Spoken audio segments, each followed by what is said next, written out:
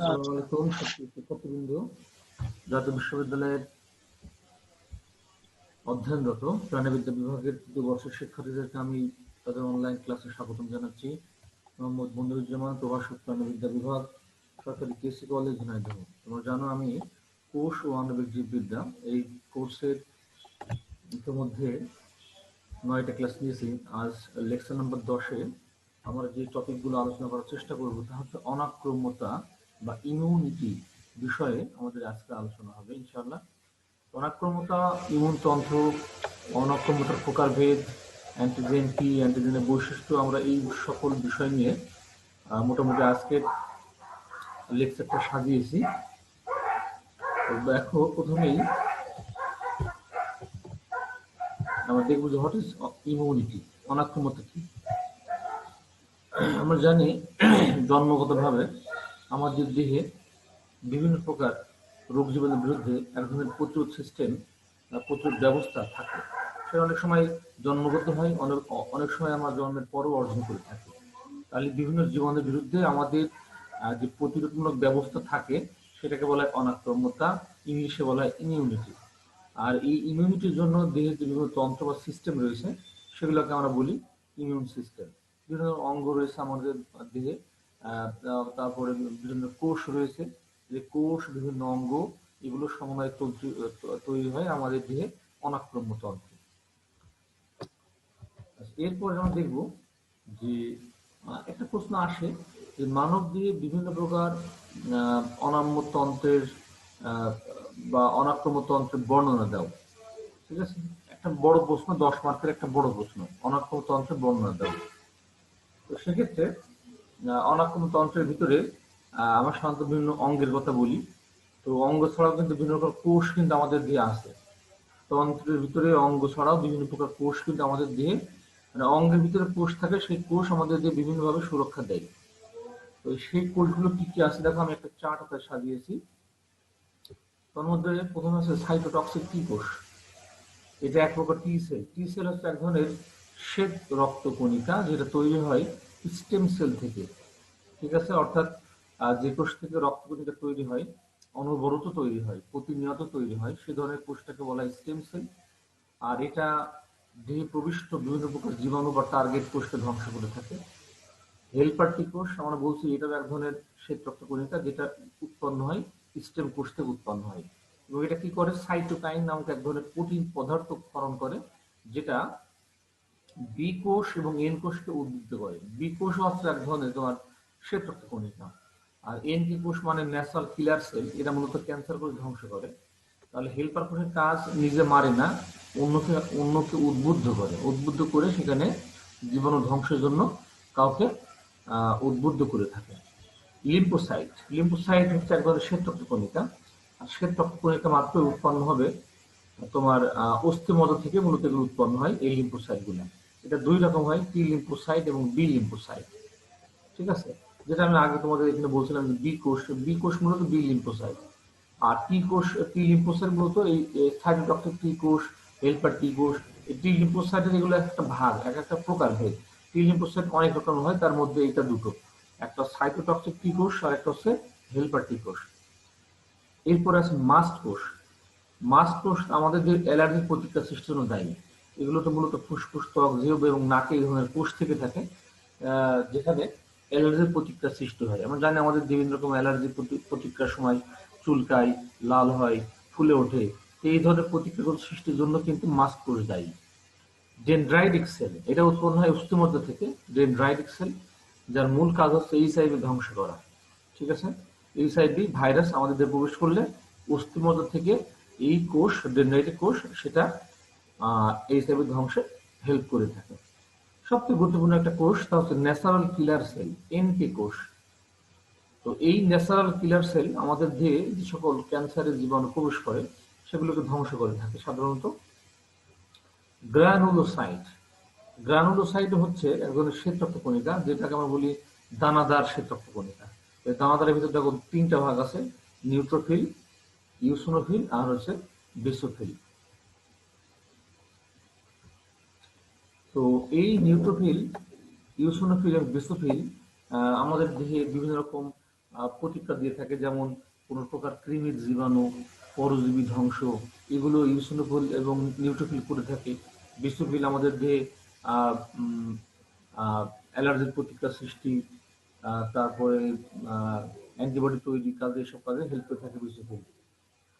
আচ্ছা, এরপরে mononuclear phagocyte, এক কোষ বিশিষ্ট কতগুলো ফ্যাগোসাইট কোষ আছে যা আমাদের দেহে ফ্যাগোসাইটোসিস ক্রিয়া প্রদর্শন করে থাকে। তার মধ্যে অন্যতম হচ্ছে মনোসাইট, এটা হচ্ছে এক ধরনের শ্বেত রক্তকণিকা।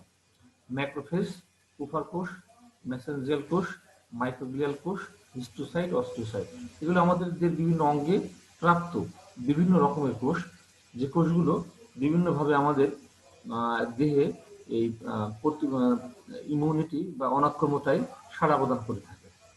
তো মোটামুটি এখানে একটা কোষের বিভিন্ন একটা চার্ট দেওয়া হয়েছে, যে চার্টের মাধ্যমে দেখা যাচ্ছে যে এখানে বিভিন্ন কোষ কিভাবে আমাদের দেহে সুরক্ষা প্রদান করে থাকে। এরপরে আসলে আমরা দেখবো অঙ্গ। দেখো, আমরা বলছি অনাক্রম্যতার সাথে যে অঙ্গগুলো আমাদের দেহে জড়িত আছে, তার মধ্যে অন্যতম হচ্ছে যে প্রাথমিক লিম্ফয়েড অঙ্গ, গৌণ লিম্ফয়েড অঙ্গ। আমরা দুই ভাগে ভাগ করলাম। প্রাথমিক ভিতরে দেখো আছে কি থাইমাস গ্রন্থি, যেটা আমাদের গলবিলে থাকে, তবে এটা শিশু অবস্থায় বেশি ক্রিয়াশীল হয়, আস্তে আস্তে এটা কিন্তু ডিলিট হতে থাকে। যখন মানুষ যখন বড় হয়, এর কার্যক্ষমতা আস্তে আস্তে হ্রাস পায়। অস্থিমজ্জা, লসিকা, আমাদের সারা দেহে লসিকা আছে, লসিকা নালী, লসিকা গ্রন্থি, এগুলো হচ্ছে প্রাথমিক, যেগুলো মেইন আর কি। কিছু সেকেন্ডারি বা লিম্ফয়েড অঙ্গ আছে। প্লিহা, যেটা আমাদের পাকস্থলীর ঠিক উপরের পাশে থাকে। অ্যাডেনয়েড গ্রন্থি, এটা আমাদের নাসিকা নালীর পাশে থাকে। টনসিল, আমরা জানি এটা আমাদের গলবিলে নিচে থাকে। অ্যাপেন্ডিক্স নাড়ি যেটা আছে। রক্তনালী সমূহ, পেয়ার প্যাচ, পেয়ার প্যাচ থাকে কোথায়? ক্ষুদ্রান্তে থাকে। তাহলে এগুলোকে বলা হয় গৌণ লিম্ফয়েড অঙ্গ। এই সকল লিম্ফয়েড অঙ্গের ভিতরে বিদ্যমান থাকে সাধারণত শ্বেত রক্তকণিকা। এই শ্বেত রক্তকণিকার মূলত লিম্ফোসাইট যেগুলো আছে, এই লিম্ফোসাইট গুলো এই লসিকা গ্রন্থির ভিতরে থাকে, থেকে অ্যান্টিবডি তৈরির মাধ্যমে আমাদের দেহে রোগ প্রতিরক্ষায় সহায়তা করে থাকে। তো তাহলে মোটামুটি আমরা এখানে দেখতে পারলাম যে আমাদের দেহে কি কি ধরনের অঙ্গ আছে যেগুলো আমাদের দেহে অনাক্রম্যতায় সাড়া প্রদান করে থাকে। এরপরে আমরা দেখব যে আমাদের প্রতিরক্ষা স্তরকে আমরা আমাদের দেহে কয় রকম প্রতিরক্ষা স্তর আছে, বা প্রতিরক্ষা স্তরে যে সকল অঙ্গগুলো আছে তাদেরকে আমরা আগে ক্লাসিফাই করার চেষ্টা করব। আমরা বলছি যে প্রথম প্রতিরক্ষা স্তর, যেটা আমাদের দেহের বাহ্যিক তল এবং ভৌত এবং রাসায়নিক প্রতিবন্ধক হিসেবে জীবাণু প্রবেশকে তারা কি করে বাধা দেয়। বাহ্যিক তল অর্থাৎ আমাদের দেহের ত্বক, চুল, বা আমাদের যে ত্বকে বিভিন্ন রকমের রাসায়নিক উপাদান আছে, এই সকল জিনিসগুলা জীবাণুকে একবারে আইডেন্টিফাই না করে জীবাণুকে আটকানোর চেষ্টা করে। তাহলে আমরা এটাকে বলি প্রথম প্রতিরক্ষা স্তর। বলছে এই স্তরটা হচ্ছে আত্মরক্ষামূলক। আত্মরক্ষামূলক বলতে জীবাণুকে এখানে কোনো প্রকার চিনতে পারে না, না চিনে প্রথমেই আটকানোর চেষ্টা করে, এবং এই জন্য এটাকে বলা হয় নন স্পেসিফিক স্তর। এটা সুনির্দিষ্ট না, জীবাণুকে চিনতে না পারলে তখন তাকে বলা হয় নন স্পেসিফিক স্তর। তাহলে প্রথম প্রতিরক্ষা স্তর আমরা দেখবো কারা কারা অংশগ্রহণ করে থাকে। দেখো, প্রথম প্রতিরক্ষা স্তরে যে সকল অংশগুলো আমাদের দিয়ে জীবাণুর বিরুদ্ধে অংশগ্রহণ করে তার মধ্যে হচ্ছে অশ্রু। অশ্রু কিন্তু আমরা জানি আমাদের চোখের যে লালা গ্রন্থি আছে, সরি চোখের যে অশ্রু গ্রন্থি আছে, সেই অশ্রু গ্রন্থি থেকে মূলত এটা নিঃসৃত হয়। এখানে লাইসোজাইম এনজাইম থাকে, আর লাইসোজাইম জীবাণুনাশক, জীবাণুকে ধ্বংস করে। ত্বক, ত্বকের মাধ্যমে সরাসরি জীবাণুকে আটকে দেওয়া হয়, কারণ এই ত্বকে থাকে কেরাটিন নামক একটা প্রোটিন, যে কেরাটিন প্রোটিনটা জীবাণুকে আটকে দেয়। এছাড়া এটা বলছে বায়ুরোধী, বায়ু প্রতিরোধ করে থাকে। এটা জলা অভেদ্য, ঠিক আছে, এটা জলাভেদ্য বলতে জল ভেদ করতে পারে আমাদের স্কিনটা, কিন্তু অন্যান্য পদার্থ অভেদ্য, কিন্তু অন্য কোনো ক্ষতিকারক কেমিক্যাল যেন স্কিন ভেদ না করতে পারে, সেজন্য এটা আমাদের দেহ প্রোটেকশন দেয়। এটা প্রতিস্থাপনযোগ্য। আমরা জানি আমাদের স্কিনটা কিন্তু প্রতিনিয়ত বয়সের সাথে সাথে এটা কিন্তু বাইরে যে শক্ত কেরাটিনময় লেয়ার আছে এটা প্রতিনিয়ত ঝরে পড়ে, ঠিক আছে। যখন বয়স বৃদ্ধি পায়, শীতকালে তোমরা দেখবে আমাদের স্কিনে কিন্তু স্কিন উঠে যায়, হাতের তালুর স্কিন ওঠে। তো এটাকে আমরা বলে থাকি একডাইসিস। একডাইসিস প্রক্রিয়া বা মুল্টিং প্রক্রিয়া, যার মাধ্যমে খোলস উন্মোচিত হয়, কিন্তু আমাদেরও কিন্তু এই এক ধরনের এই যে চামড়া বা কেরাটিন যে লেয়ারটা আছে বাইরে, এটা কিন্তু প্রতিনিয়ত প্রতিস্থাপিত হয়। অ্যান্টিবায়োটিকের উপস্থিতি, আমাদের স্কিনে অ্যান্টিবায়োটিক আছে যার ফলে সবসময় জীবাণু কিন্তু প্রবেশ করতে পারে না। এরপরে আসো লালা। লালা গ্রন্থি থেকে নিশ্চিত হয় লালা। আমরা জানি ৩ রকমের লালা গ্রন্থি আছে আমাদের মুখে গহ্বরে। একটা হচ্ছে জিহ্বার নিচে সাবলিঙ্গুয়াল, কানের নিচে প্যারোটিড গ্ল্যান্ড, ঠিক আছে, এবং এবং নিচের দিকে এখানে আছে সাবলিঙ্গুয়াল, নিচে ম্যান্ডিবুলার নিচের দিকে আছে সাব ম্যান্ডিবুলার। তাহলে সাব ম্যান্ডিবুলার, সাবলিঙ্গুয়াল আর একটা হচ্ছে প্যারোটিড গ্ল্যান্ড, এই তিনটা হচ্ছে লালা গ্রন্থি। যে লালা গ্রন্থি লালা রসে কি থাকে, লাইসোজাইম এনজাইম থাকে। তো যখন আমরা কোনো খাবার গ্রহণ করি, এতে প্রাথমিক যে সকল জীবাণু থাকে সেগুলোকে ধ্বংসের জন্য কিন্তু লাইসোজাইমই যথেষ্ট। সিলিয়া, আমাদের শ্বাসনালীর ভিতরে মিউকাস নালী আছে, মিউকাস পর্দা আছে, মিউকাস পর্দায় সিলিয়া থাকে। সিলিয়াগুলো জীবাণু প্রবেশে বাধা দেয়, কারণ এই সিলিয়াগুলো সবসময় এগুলো আন্দোলনরত, এগুলো নড়ছে। হ্যাঁ, তো এই সিলিয়ার কারণে আমাদের শ্বাসনালীতে কোনো খাদ্যবস্তু প্রবেশ করলে এটা কিন্তু কাশি বা হাসির মাধ্যমে বাইরে বের করে যায়। এটা হচ্ছে সিলিয়ার অন্যতম কাজ। এরপরে পৌষ্টিক নালীর অ্যাসিড, আমরা জানি আমাদের পাকস্থলী থেকে যে গ্যাস্ট্রিক গ্রন্থি আছে সেখান থেকে HCl নিঃসৃত হয়। এছাড়া বিভিন্ন প্রকার প্রোটিওলাইটিক এনজাইম এখানে ক্ষরণ হয়, যেগুলো সরাসরি জীবাণুকে কিন্তু আটকে দেয়। রেশন এবং জ্বলনতন্ত্রের অ্যাসিড, রেশন নালীতে অ্যাসিডিক অ্যাসিড থাকে, বা এই পরিবেশটা মূলত অ্যাসিডিক হয়, জনিতের সাথে ল্যাকটিক অ্যাসিড থাকে। এই ল্যাকটিক অ্যাসিডের কারণে পরিবেশটা অ্যাসিডিক, এবং এখানে এক ধরনের আঠালো পদার্থ থাকে যার কারণে জীবাণু এখানে আটকে দেয় এবং জীবাণুকে সরাসরি মেরে ফেলে। তাহলে আমরা দেখতে পাচ্ছি আমাদের রেশন এবং জনন তন্ত্রে বিভিন্ন প্রকার অ্যাসিড এবং আঠালো পদার্থের উপস্থিতির কারণে এখানে জীবাণুর প্রবেশটা মূলত আটকে দেওয়া হয়। তো এটা হলো আমাদের প্রথম প্রতিরক্ষা স্তরে কি কি অংশগ্রহণ করে তার একটা বর্ণনা। আমরা এটাও দেখব যে আমাদের প্রথম প্রতিরক্ষা স্তরে ত্বক সবথেকে গুরুত্বপূর্ণ ভূমিকা পালন করে। ত্বক, এই ত্বকের মাধ্যমে জীবাণুটা সব থেকে বেশি পরিমাণে প্রথমে এটা আটকে দেওয়া হয়ে থাকে। তো আমরা দেখি যে ত্বকের এমন কি বৈশিষ্ট্য আছে যেগুলো জীবাণুকে আটকাতে সহায়তা করে থাকে। নাম্বার 1-এ বলা আছে ত্বকের স্ট্রাটাম কর্নিয়াম যে লেয়ারটা আছে, বাইরের দিকে যে লেয়ারটা থাকে, এই লেয়ারে ফ্যাটি অ্যাসিড থাকে এবং কোলেস্ট্রল থাকে, যেটা স্টাফাইলোকক্কাস নামক ব্যাকটেরিয়া আটকে দেয়। ঠিক আছে, তো কোলেস্ট্রল এবং ফ্যাটি অ্যাসিড এই ধরনের লিপিড জাতীয় পদার্থ কিন্তু সরাসরি জীবাণুনাশক। আর ত্বকের কেরাটিনোসাইটস, অর্থাৎ যেখান থেকে কেরাটিন উৎপন্ন হয়, এই কেরাটিনোসাইটস কোষ থেকে যে পেপটাইড বিটা ডিফেন্সিন নামক যে প্রোটিন তৈরি হয় সেটা ব্যাকটেরিয়াকে ধ্বংস করে থাকে। এছাড়া ত্বকের পেপটাইড ক্যাটালিসিস নামক কিছু উপাদান আছে যেগুলো স্ট্রেপ্টোকক্কাস নামক ব্যাকটেরিয়াকে ধ্বংস করে থাকে। এরপর দেখি চোখের অশ্রুগ্রন্থি। আমরা আগে বলেছি চোখের অশ্রুগ্রন্থি, চোখের পাতা, চোখের পাতা থেকে যে অশ্রুগ্রন্থি থেকে অশ্রু নিঃসৃত হয়, এটা ত্বকেরই অংশ। সেখান থেকে আমরা আগে বলেছি এটা লাইসোজাইম মিশ্রিত হয়। কানের ভিতরে মোম গ্রন্থি আছে, আমরা যেটাকে কানের খৈল বলি, তাই না? তো কানের মোম গ্রন্থি বা সেরোমিনাস গ্রন্থি থেকে নিঃসৃত হয় ওয়াক্স বা সেরোমিন, যেখানে পোকামাকড় বা জীবাণু আটকা পড়ে। আচ্ছা, ত্বকের পিগমেন্ট মেলানিন, আমরা জানি আমাদের ত্বকে যে মেলানিন থাকে, মেলানিন আমাদের ত্বকের বর্ণটাকে নিয়ন্ত্রণ করে।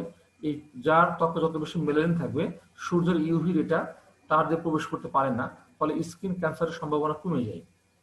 আচ্ছা, ত্বকের লোম, ত্বকের লোম আমাদের বই আবহাওয়া থেকে প্রবেশ করে। যে কোনো জীবাণু প্রথমে অ্যাটাক করতে গেলে ত্বকের লোমটা আমাদের প্রথম প্রতিরক্ষা দেবে, এটা প্রথম স্তরেই এটা আটকানোর চেষ্টা করে ত্বকের লোমটা। তারপরে ত্বকে যে লেয়ার আছে এই লেয়ারটা সেই জীবাণুকে আটকানোর জন্য চেষ্টা করে। আচ্ছা, এরপর আছে কি ত্বকের ঘর্মগ্রন্থি। ঘাম, ঘামে কিন্তু জীবাণুনাশক উপাদান থাকে, যেমন লবণ পানি, লবণ পানি আমাদের ঘামে থাকে, লবণ পানি অলওয়েজ জীবাণুনাশক। ঠিক আছে, এছাড়া বিভিন্ন প্রকার অ্যান্টিবায়োটিক থাকে আমাদের ঘামে, ফলে জীবাণু সহসায় প্রবেশ করতে পারে না। মিউকাস পর্দা, আগে বলেছিলাম শ্বাসনালী এবং কোষ্ঠনালীর ভিতরে মিউকাসের পর্দা থাকে, যেখান থেকে মিউকাস নিঃসৃত হয়। মিউকাস হলে হয় কি জীবাণুটা আটকে যায়, কারণ মিউকাস হচ্ছে আঠালো পদার্থ, ফলে এই মানে পিচ্ছিল পদার্থে সাধারণত এটা জীবাণুটা আটকে যায়, সহসায় দিয়ে প্রবেশ করতে পারে না। যোনি, যোনি ত্বকের একটা অংশ। যোনিতে আমরা আগে বলেছিলাম ল্যাকটিক অ্যাসিড থাকে, আর এই ল্যাকটিক অ্যাসিড ক্যান্ডিডা নামক যে ব্যাকটেরিয়া আছে তার প্রবেশটা কি করে, আটকে দেয়। তাহলে আমরা দেখলাম যে প্রতিরক্ষা স্তরে ত্বক ত্বক বিভিন্ন ত্বকের বিভিন্ন অংশ আছে আমাদের দেহে, সেগুলো বিভিন্নভাবে আমাদের দেহে প্রতিরক্ষা প্রদানের কাজটা করে থাকে। এখন আমরা আরেকটা দেখব যে পরিপাকতন্ত্র এবং উৎসেচকের মাধ্যমে প্রতিরক্ষা, এটাও কিন্তু মনে রাখতে হবে প্রথম প্রতিরক্ষা স্তরের একটা অংশ। যে প্রথম প্রতিরক্ষা স্তরে এই পরিপাকতন্ত্র এবং উৎসেচক বা এনজাইম আমাদের দেহে কিন্তু বিভিন্ন রাসায়নিক উপাদানের মাধ্যমে তারা প্রতিরক্ষা দিয়ে থাকে। প্রথমে বলছি লাইসোজাইম। তো লালা থেকে আমরা আগেই পড়েছি লাইসোজাইম এনজাইম মিশ্রিত হয়। যে lysozyme enzyme staphylococcus, streptococcus, bacillus এই ধরনের জীবাণুর আক্রমণকে প্রতিহত করে দেয়।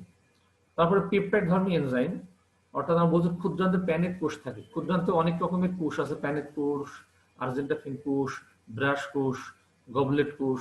এই ধরনের কোষের মধ্যে একটা হচ্ছে প্যানেট কোষ। এই প্যানেট কোষ থেকে পেপটাইড ধর্মী, দ্যাট মিনস প্রোটিন ধর্মী কতগুলো উপাদান নিঃসৃত হয় যেগুলো জীবাণুকে ধ্বংস করে। এরপর আসে পিত্ত।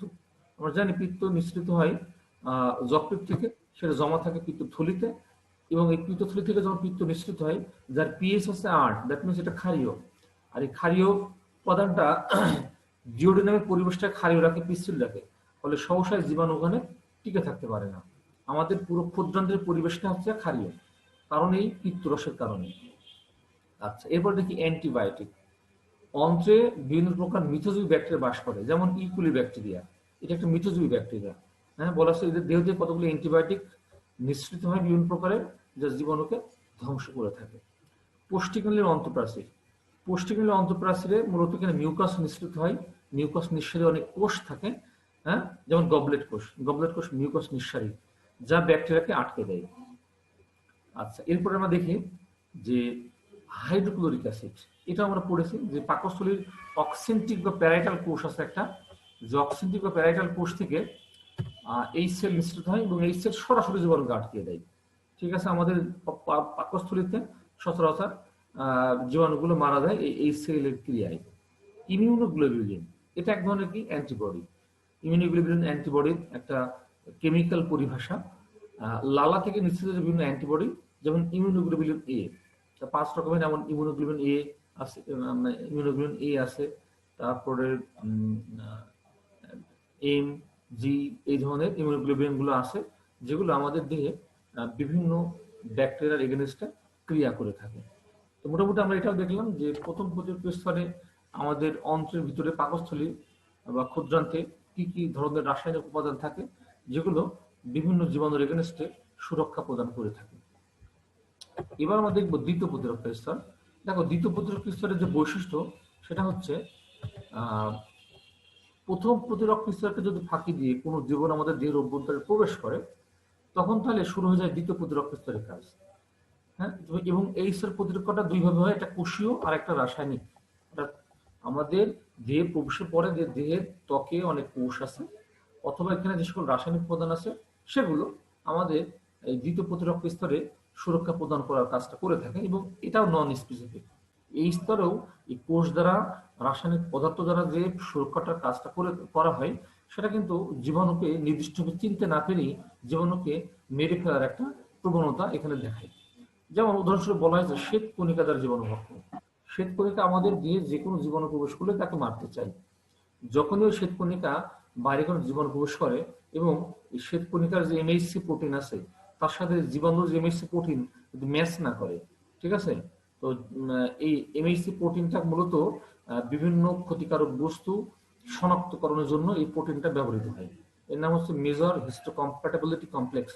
এর মাধ্যমে নিজের কোষ এবং দেহের বহিরাগত কোষকে আইডেন্টিফাই করা হয়। তারপরে ওই যদি ওটাকে জীবাণু বলে সাব্যস্ত করা হয়, তখনই এই শ্বেতকণিক রক্তকণিকা সেই জীবাণুকে অ্যাটাক করে ধ্বংস করে ফেলে। এখন দেখবো যে দ্বিতীয় প্রতিরক্ষা স্তরে আমাদের যে কি কি এমন সিস্টেম আছে যার মাধ্যমে প্রতিরক্ষাটা প্রদান করে।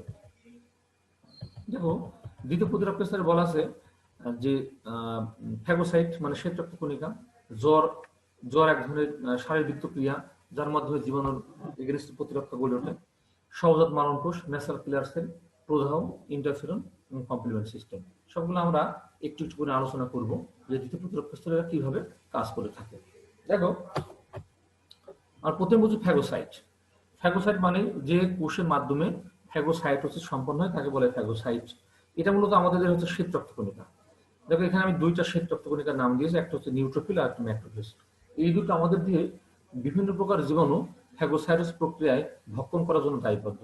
একটা বলা হচ্ছে রক্তে জীবাণু ভক্ষণ করে, আমাদের রক্তে কোনো জীবাণু প্রবেশ করলে সেটা ভক্ষণ করে নিউট্রোফিল, আর টিস্যুতে যে জীবাণু থাকে তাকে ভক্ষণ করার জন্য ম্যাক্রোফেজ। এছাড়া বিভিন্ন কোষ মারা যায়, সেই মৃত কোষগুলো ভক্ষণ, পূর্ণ রক্তকণিকা ভক্ষণ, কোষীয় ময়লা ভক্ষণ করে থাকে এই ম্যাক্রোফেজ। এইভাবে এরা আমাদের দেহকে জীবাণুমুক্ত রাখতে সহায়তা রাখে। এরপর দেখবো সহজাত মারণ কোষ বা ন্যাচারাল কিলার সেল। এটা আমাদের, আমি আগেই বলেছি, ক্যান্সার কোষ ধ্বংসের জন্য দায়ী। এরা দুইটো ভাবে হয়তো বা জীবাণুকে মেরে থাকে।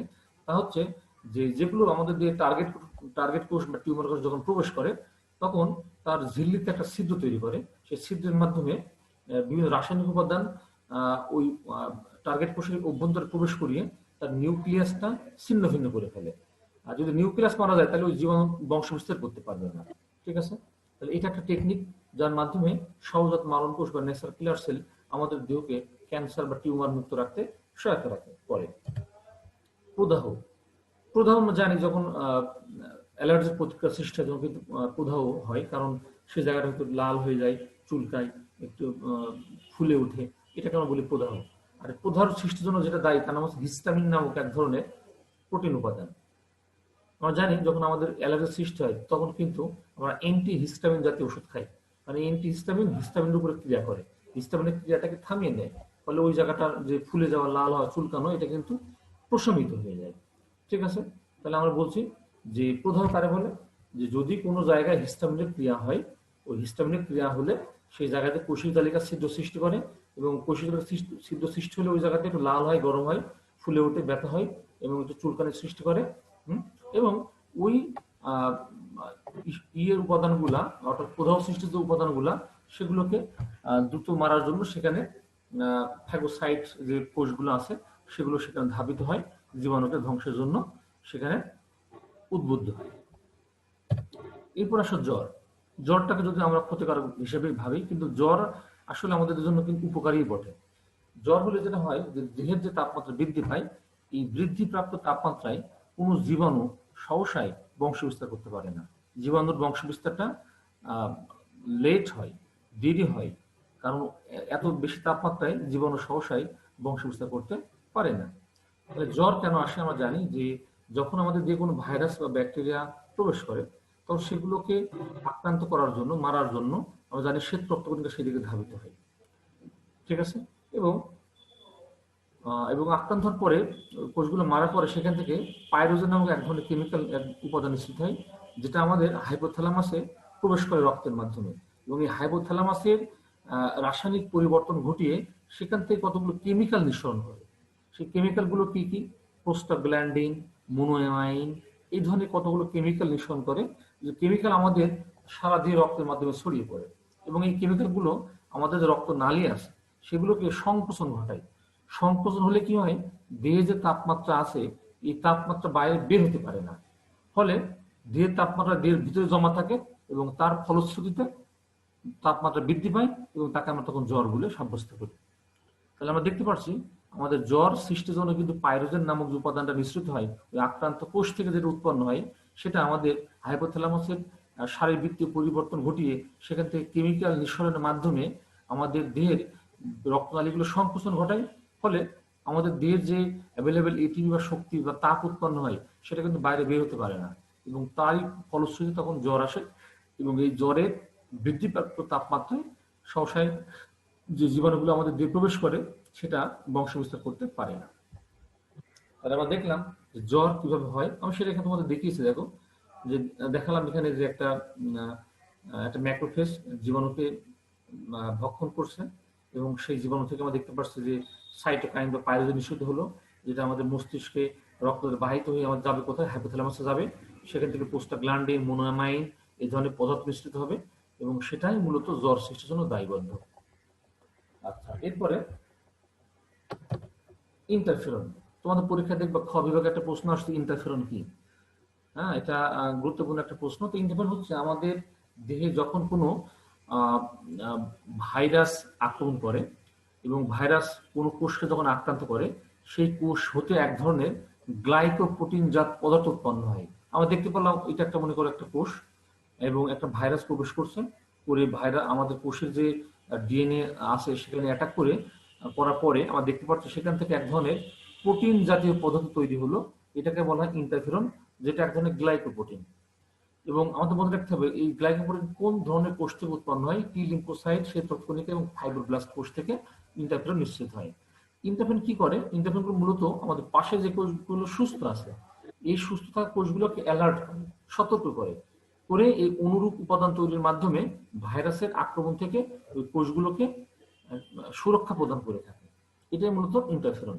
ইন্টারফেরন তৈরির জন্য কিন্তু জৈব রাসায়নিক মেকানিজম অর্থাৎ জৈব প্রযুক্তি ইউজ করা হয়, যার মাধ্যমে কিন্তু ইন্টারফেরন তৈরি করা হয়ে থাকে। তো এটা একটা বড় আলোচনা যে ইন্টারফেরন কিভাবে জৈব প্রযুক্তির মাধ্যমে তৈরি করা হয়ে থাকে, বাট সেটা আমরা সে আলোচনায় যাব না। ইন্টারফেরনটা মূলত এটুকু মনে রাখো যে এটা গ্লাইকোপ্রোটিন জাত পদার্থ, যেটা মূলত ভাইরাস আক্রান্ত কোষ থেকে উৎপন্ন হয়ে সেগুলো পাশের সুস্থ কোষগুলোকে অনুরূপ উপাদান উৎপাদনের মাধ্যমে ভাইরাসের আক্রমণ থেকে সুরক্ষা প্রদান করে থাকে। এই ধরনের গ্লাইকোপ্রোটিন জাত পদার্থকেই বলা হবে ইন্টারফেরন। আচ্ছা, এরপরে কমপ্লিমেন্ট সিস্টেম। কমপ্লিমেন্ট সিস্টেম হচ্ছে একটা প্রোটিনের সমষ্টি। কয়টা প্রোটিন? বলছে 20 ধরনের প্লাজমা প্রোটিনের সমন্বয়ে গঠিত এক ধরনের তন্ত্র, যেটা আমাদের রক্তে ঘুরে বেড়ায়, রক্তরসে ঘুরে বেড়ায় এবং সেখানে ব্যাকটেরিয়া ধ্বংসে অ্যান্টিবডিকে সহায়তা করে। ঠিক আছে, এটা এক ধরনের, তাহলে আমরা বলতে পারি উদ্দীপক পদার্থ, যেগুলো অ্যান্টিবডিকে হেল্প করে। অনেক সময় এরা নিজেরাও জীবাণু ধ্বংস করে। হ্যাঁ, আমরা বলছি যে এই কম্পিউটার সিস্টেম 3 ভাবে কাজ করে। যেমন ম্যাক্রোফেজের মাধ্যমে ফ্যাগোসাইটোসিস ক্রিয়া বৃদ্ধি করে জীবাণু ধ্বংস করে, তাহলে ম্যাক্রোফেজকে উদ্বুদ্ধ করছে জীবাণু ধ্বংসের জন্য। এবং অনেক সময় তারা নিজেরাই সরাসরি জীবাণুকে অ্যাটাক করে। আর একটা হচ্ছে কি প্রোটিন অ্যান্টিবডি তৈরির মাধ্যমে প্রদাহ ক্রিয়া সাড়া দেয় এবং অনাক্রমতায় সাড়া দিয়ে জীবাণুকে ধ্বংস করে। তাহলে এই 3 ভাবে মূলত কমপ্লিমেন্ট সিস্টেমটা আমাদের দেহে সুরক্ষা প্রদান করে থাকে। তোমরা এই কমপ্লিমেন্ট সিস্টেম বলতে কি বোঝো? এটা কিন্তু একটা খ মার্কের গুরুত্বপূর্ণ প্রশ্ন। তোমরা এই টপিকটা একটু খ মার্কের জন্য ভালো মতো প্রিপারেশন নিবে আশা করি। তাহলে মোটামুটি আমরা দেখতে পেলাম যে প্রতিরক্ষা সিস্টেম যে 2 রকমের আছে, সেগুলো আমি একটু আলোচনা করলাম। এছাড়া আছে একটা তৃতীয় প্রতিরক্ষা স্তর। তৃতীয় প্রতিরক্ষা স্তর যেটা, সেটাকে আমরা বলে থাকি স্পেসিফিক। স্পেসিফিক কেন? এই স্তরে জীবাণুকে একেবারে নির্দিষ্টভাবে চিনতে পেরে জীবাণুকে এখানে ধ্বংস করা হয়ে থাকে। কারণ বলছি এটা হচ্ছে সুনির্দিষ্টভাবে জীবাণু ধ্বংসের একটা স্তর, যেখানে ধ্বংসপ্রাপ্ত জীবাণুর তথ্য সারা জীবন মনে রাখে এবং মনে রেখে পরবর্তী সময় ওই জীবাণুর আক্রমণকে যে কোনো ভাবেই কিন্তু প্রতিহত করা হয়। এবং এই প্রতিহত করার কাজটা মূলত করে থাকে এই টি সেল এবং বি সেল নামক যে কোষ দুইটা আছে, লিম্ফোসাইট, এরা আমাদের দেহে অ্যান্টিবডি উৎপন্ন করে এবং অ্যান্টিবডি তৈরি করার মাধ্যমে ভবিষ্যতে যদি ওই জীবাণু কোনো ভাবে আমাদের দেহে প্রবেশ করতে না পারে, সেজন্য তার তথ্য তারা সংরক্ষণ করে জীবাণুর প্রবেশটাকে প্রতিহত করে। এই জন্য আমরা এই স্তরটাকে বলে থাকি স্পেসিফিক স্তর। উদাহরণস্বরূপ বলতে পারি ক্যান্সার কোষ ধ্বংস। তো ক্যান্সার কোষ ধ্বংস বা আমরা বিভিন্ন রকমের অ্যান্টিবায়োটিক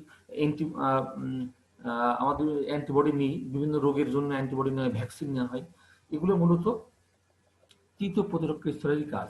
কারণ এখানে নির্দিষ্ট রোগের জন্য নির্দিষ্ট ভ্যাকসিনে দেওয়া হয় এবং ওই নির্দিষ্ট ভ্যাকসিন নির্দিষ্ট রোগের এগেনস্টে কাজ করে, অন্য কোনো জীবনের এগেনস্টে কিন্তু কাজ করে না। আচ্ছা, তাহলে তৃতীয় প্রতিরক্ষা স্তরের কয়েকটা ভাগ আছে। যেমন বলা হচ্ছে অর্জিত প্রতিরক্ষা, আর একটা হচ্ছে বংশগত প্রতিরক্ষা বা সহজাত প্রতিরক্ষা। তো সহজাত প্রতিরক্ষা হচ্ছে যেটা জন্মগতভাবে আমরা অর্জন করি। বংশ পরম্পরায় যে প্রতিরক্ষা আমাদের দিয়ে থাকে সেটাকে বলা হয় সহজাত বাইবর্ন। ঠিক আছে। আরেকটা আছে যে অ্যাকুয়ার্ড, জন্মের পরে ভ্যাকসিন প্রদানের মাধ্যমে যে সকল প্রতিরক্ষা আমরা অর্জন করি সেটাকে বলা হয় থাকে অর্জিত প্রতিরক্ষা। আমরা দেখতে পেলাম তৃতীয় প্রতিরক্ষা 2 ভাগে বিভক্ত, একটা অ্যাকুয়ার্ড বা অর্জিত, আর একটা বাই বর্ন, যেগুলো আমরা জন্মসূত্রে নিয়ে আসি, বা জেনেটিক্যাল বংশগত যেটা। ঠিক আছে, যেটা মাতৃপিতৃ হতেই আমাদের দেহে প্রদত্ত হয়, সেটাকে বলা হয় বংশগত প্রতিরক্ষা। আচ্ছা, এরপরে আমরা প্রতিরক্ষা ব্যবস্থা বা ইমিউনিটিকে আমরা ভাগ করব। প্রথমে আমরা দেখি যে এই ইমিউনিটি আমাদের দেহে 2 ভাগে বিভক্ত, যে আক্রমণের ধরন অনুযায়ী সেটা কি নির্দিষ্ট নাকি অনির্দিষ্ট, সেটাকে আমরা ইংলিশে বলছি নন স্পেসিফিক এবং স্পেসিফিক। অনাক্রমতা, যদি জীবাণুকে সুনির্দিষ্টভাবে চিনতে না পেরেই তাকে আটকে দেওয়ার চিন্তা করে, হ্যাঁ, প্রতিরোধ করার চেষ্টা করা হয় সেটাকে বলা হয় নন স্পেসিফিক। অর্থাৎ আমাদের যে প্রথম এবং দ্বিতীয় প্রতিরক্ষা স্তর আমরা যেটা আলোচনা করলাম সেটা হচ্ছে কিন্তু নন স্পেসিফিক স্তর, ঠিক আছে।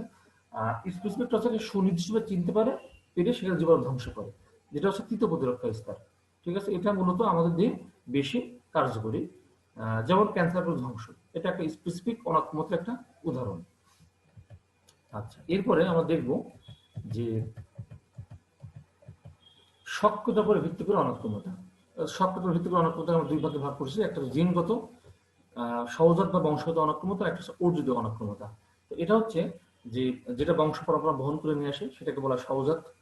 পোলিও, হাম, কলেরা এই সকল জীবনের এগেনস্টে যে প্রতিরক্ষা সেটা কিন্তু জন্মগত।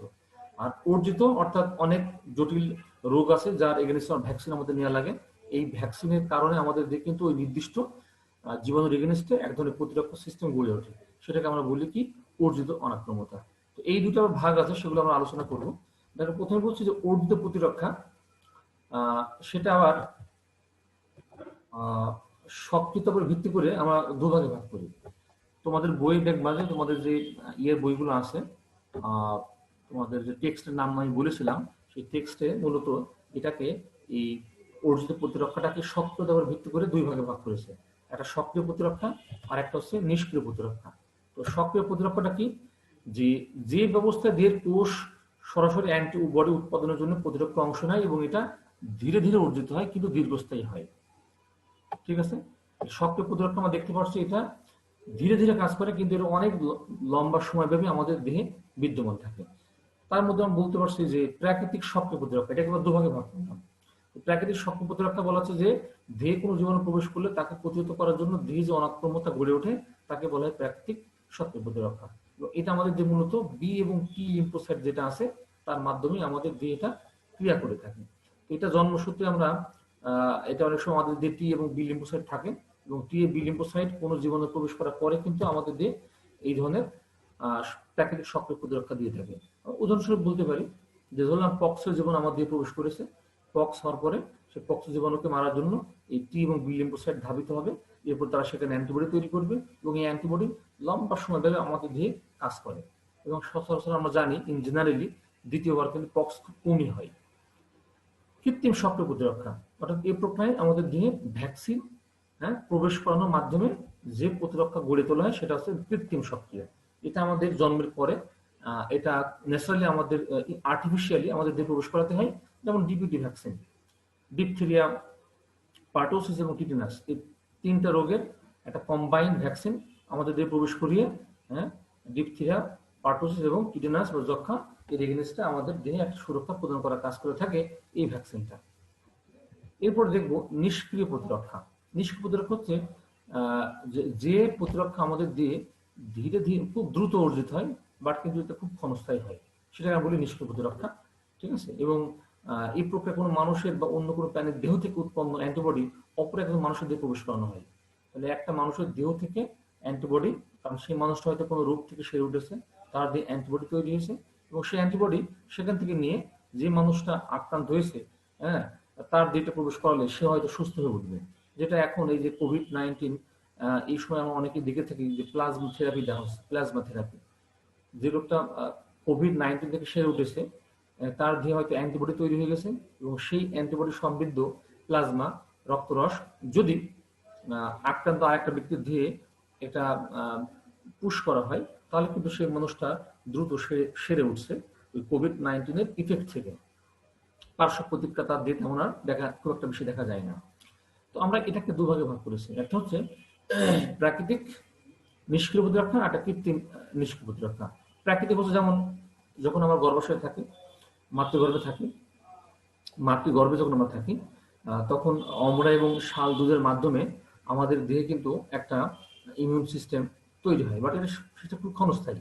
জন্মের পরে কিন্তু কয়েক সপ্তাহ পরে এই শাল দুধের যে অ্যান্টিবডি সেটা নষ্ট হয়ে যায়, তখন তার যে একটা নিজস্ব প্রতিরক্ষা সিস্টেম পরে গড়ে ওঠে। বাট এটা শাল দুধ বা অমরা, মাতৃগর্ভে থাকা অবস্থায় অমরা এবং জন্মের পরে শাল দুধ, এই দুইটা কিন্তু আমাদের দিয়ে এক ধরনের অ্যান্টিবডি সৃষ্টি করে যেগুলো জীবন এগুলো কাজ করে।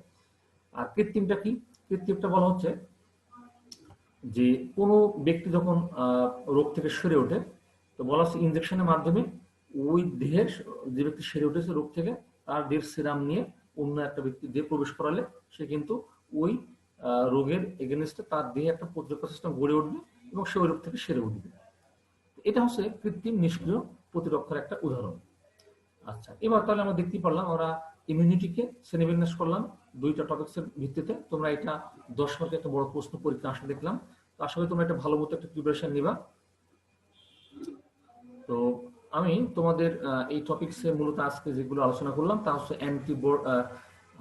অনাক্রমতা এবং অনাক্রমতার শ্রেণীবিন্যাস, অনাক্রমতন্ত্রের বর্ণনা, যেটা তোমাদের পরীক্ষায় দুইটা বড় প্রশ্ন, একটা অনাক্রমতা শ্রেণীবিন্যাস এবং এটা আরেকটা হচ্ছে অনাক্রমতন্ত্রের বর্ণনা দাও। তো এই দুটো টপিকে আমাদের আজকে লেকচার নম্বর 10-এর আলোচ্য বিষয় ছিল। তো আমি শেয়ারিংটা অফ করছি এবং তোমাদের যদি কোনো এই ধরনের কোনো প্রশ্ন থেকে থাকে তাহলে তোমরা কিন্তু আমাকে জিজ্ঞেস করতে পারো। সাদিয়া, লাইনে ছিলে, কথা শোনা গেছে? জি স্যার, শোনা গেছে। স্যার একটা প্রশ্ন আছে। হ্যাঁ বলো। স্যার, আমাদের শরীরে আমরা বিভিন্ন রোগের কারণে যেসব ভ্যাকসিন ব্যবহার করি, স্যার ওই ভ্যাকসিন গুলো শরীরে প্রবেশ করানোর পর অনেক সময় আমাদের জ্বর আসে, এটাও কি ওই দ্বিতীয় স্তরের প্রতিরক্ষা ব্যবস্থায় যে জ্বরটা আসে তার মধ্যে পড়ে? না, ওই সময়ে যে জ্বরটা হয় সেটা কিন্তু পার্শ্ব প্রতিক্রিয়া, ঠিক আছে? অর্থাৎ তোমার, আমরা জানি ভ্যাকসিনে কিন্তু দিলে ভ্যাকসিনে কিন্তু জীবাণু দেওয়া হয়, জীবাণুর একটা অংশ বিশেষ নিষ্ক্রিয় অবস্থায় আমাদের দেওয়া হয়, সেটা আমি পরে তোমাদের পড়াবো। ভ্যাকসিন আসলে কিন্তু অ্যান্টিবডি না, অ্যান্টিজেন দেওয়া হয়। অ্যান্টিজেন জীবাণু, আর জীবাণু তোমাদের যে প্রবেশ করলে কি হয়, তার পার্শ্ব প্রতিক্রিয়া জ্বর আসে না? জ্বর যখন জ্বরের জীবাণু তোমাদের প্রবেশ করে, সেটা ভাইরাস হোক আর ব্যাকটেরিয়া হোক, জ্বর আসে না? জ্বর আসে। ভ্যাকসিন মানে কিন্তু জীবাণু, ভ্যাকসিন মানে কিন্তু ওষুধ না। ভ্যাকসিন তোমার দেহে ওই জীবাণু প্রবেশ করালে কি করে, তোমার দেহে অ্যান্টিবডি তৈরিতে উদ্বুদ্ধ করে, ঠিক আছে? এবং ওই অ্যান্টিজেন মানে জীবাণু, আর জীবাণুগুলো তোমাদের জ্বর আসবে, একটা পার্শ্ব প্রতিক্রিয়া স্বরূপ এটা আসবে, এবং এটা ওই প্রথমে তৃতীয় প্রতিরক্ষা স্তরে যে জ্বরটা, দ্বিতীয় প্রতিরক্ষা স্তরে সেই জ্বরের মতো এটা, কারণ তোমাদের জীবাণু প্রবেশ করানো হয়েছে, মানে আর্টিফিশিয়ালি প্রবেশ করানো হয়েছে, এবং ওই জীবাণু আসলে এক প্রকার জীবাণুই, তবে সেটা ক্ষতিকারক না, সেটাকে নিষ্ক্রিয় করে একটু তার ক্ষমতাকে হ্রাস করে আমাদের দেহে প্রবেশ করানো হয় জীবাণুটা। তারা